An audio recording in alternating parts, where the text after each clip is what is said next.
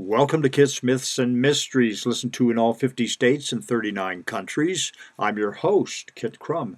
Join me as I present stories of the strange and unexplained that have taken place in a world you thought you knew. Today, Cucuy. You might have heard of the walled city in Mexico, Cuernavaca.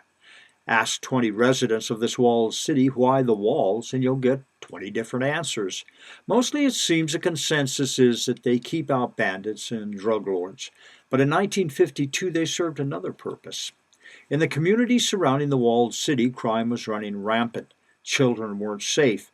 Many were killed by drive-by shootings. Others simply vanished off the streets. Local law enforcement was in the pocket of local drug dealers. Some residents sought an answer through the church, but most simply locked their doors and kept their children indoors. Vendors were afraid to venture out, and soon it was apparent that the local economy was collapsing. Many of the elders of the community, though helpless, spoke out about the Cucuy, a spirit that arrived with the Spanish centuries before. But unlike the Spanish that killed and pillaged, the Cucuy came to do good. It was a priest that arrived with Cortez in 1519 that first mentioned a false godlike spirit called Cucuy that was plaguing the various Spanish camps. For the 300 years of Spanish rule over the central regions of Mesoamerica, Cucuy's presence ravaged the camps with fevers and dysentery. It was in the early 19th century, after the Spanish-American Wars and the secession of most Spanish territories, that tales of a strange spirit, Cucuy, that had so affected the early Spanish conquistadors that they were often defeated by the indigenous tribes they encountered.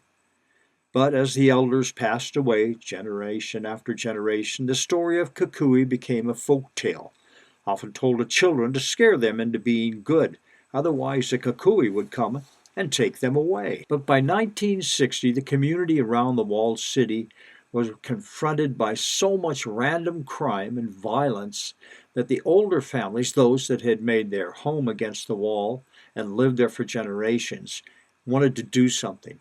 A local gathering of elders talked about Cucuy, that maybe it was time to call up the spirit, that they had always been laughed at. It was simply a folk tale, dismissed.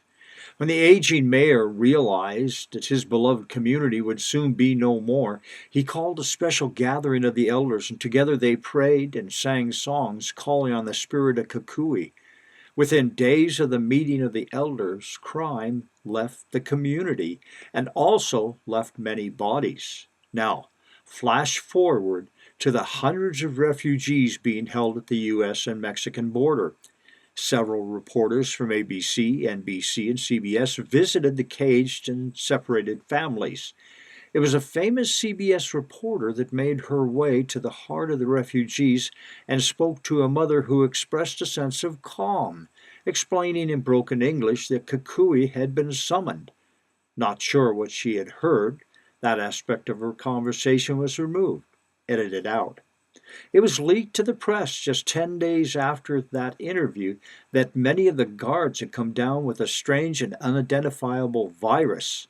Of course, it was attributed to an illness brought by the refugees, or was it the spirit of Cucuy? This is Kit Crum with yet another story that occurred in a world you thought you knew.